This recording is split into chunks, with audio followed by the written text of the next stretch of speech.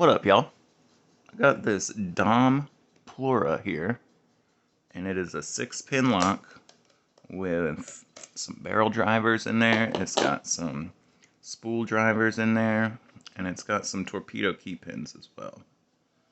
And so I'm going to use this top of the keyway wiper insert piece here, and then I've got a 0.4 millimeter multi-pick Elite V06. And it's not like a really paracentric keyway. It's got this little nice ledge we can pick off of. And so you can pretty much get straight up there pretty easily. You just need a little thinner pick to do it. And so with these barrel drivers, we're just going to go through and kind of like barrel drivers in an ASO, we're going to just nudge them up little by little, because once you get one up and get that little click, another one starts binding, and even though they're not all set yet because of the shape of those barrels, they'll other pins will bind before the other ones are set. So I'm just going to go through here a lot of times and click on the pins that are binding. And it took me a while to get the feel for it, but the pins do bind pretty well.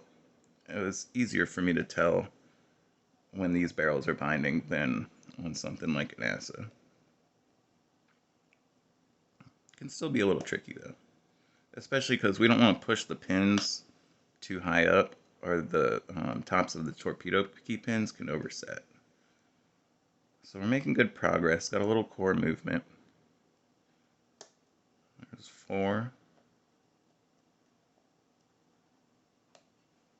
We'll click out a 1, 6, 4 again.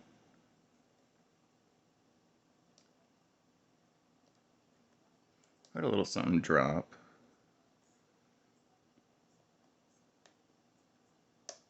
Can help to increase tension just a little bit. Get better feedback. Is that pin 1? Yep. So we went into our little false set that I think means the spools are ready to be picked. I'm going to switch to this pick. It's a little bit fatter and deeper, and it's still only 15 thousandths of an inch, but it'll help me get better purchase on the tips of these spools here. So nudge those spools up, got an even deeper false set. So we're going at pin 3.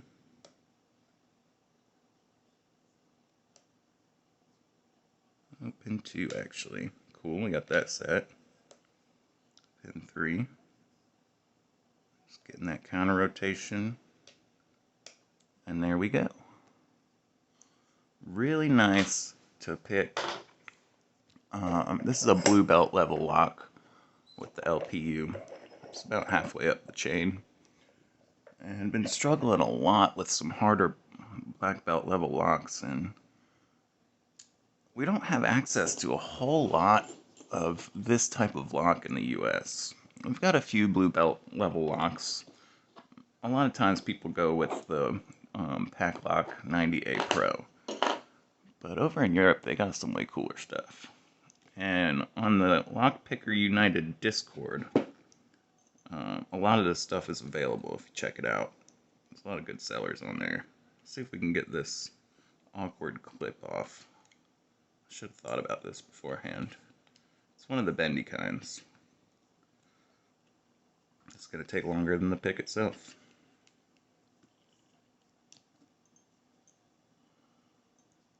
Try this a little different. Maybe I can go through here.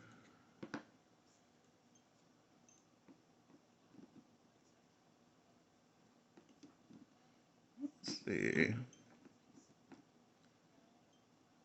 There we go.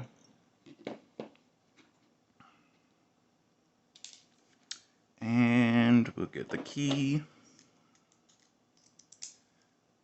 I'm going to rotate it a little bit counterclockwise, and that way that gap isn't lined up with the top pins.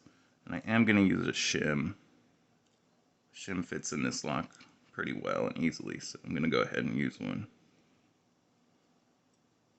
Sometimes you get a lock you want to use a shim on, and it just will not get into that cylinder. It's nice when you get a cooperative one.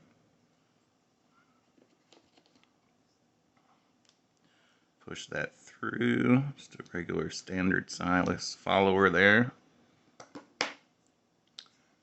And go ahead and dump these key pins out. They're a little mushy in there. An older lock has got some kind of lubrication or gunk going on.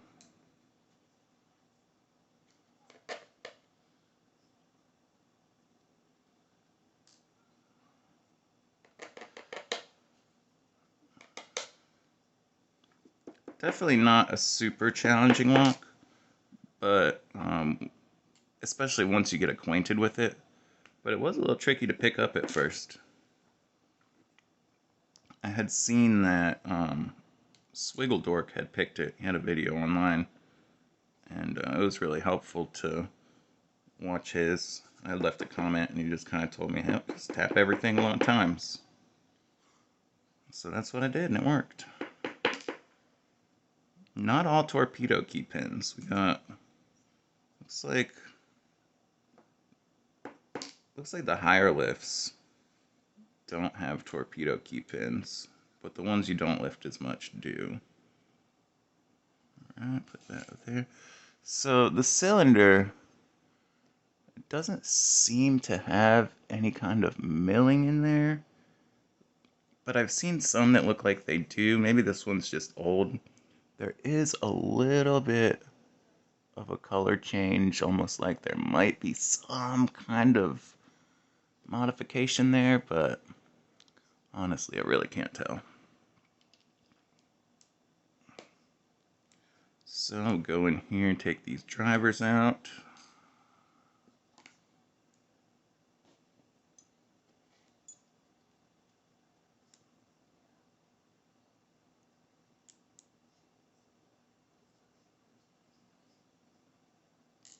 This was a double Euro cylinder, and I cut it in half just to make it easier to do this.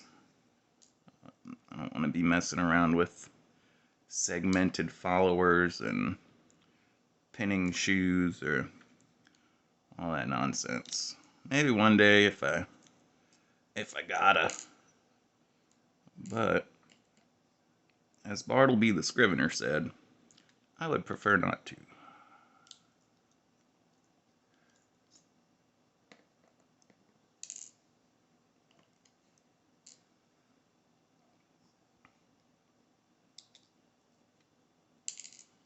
Oop, run away. Get these springs out.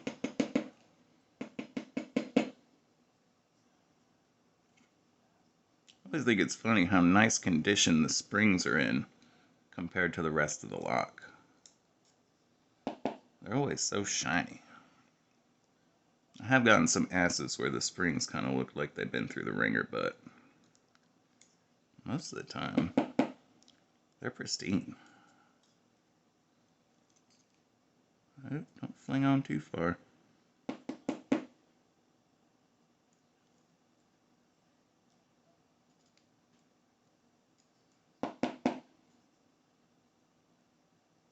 It's also nice to be working with a lock with full-size springs, not those little springs like around the Goals, Goal V18 and the Goal D9, or on the little cabas. I'm still being stubborn. There we go. There's the lock there. And our insides. Nothing weird. And that's the keyway. It looks pretty gnarly, but not too bad. Put all these on here.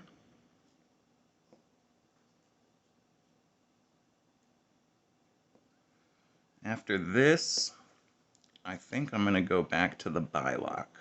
I was messing around with it, and I was able to get 8 out of 12 pins picked, so after I show these, that's what I'll be doing.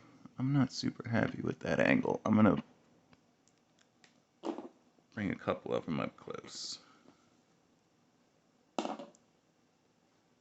So we have our torpedo key pin there.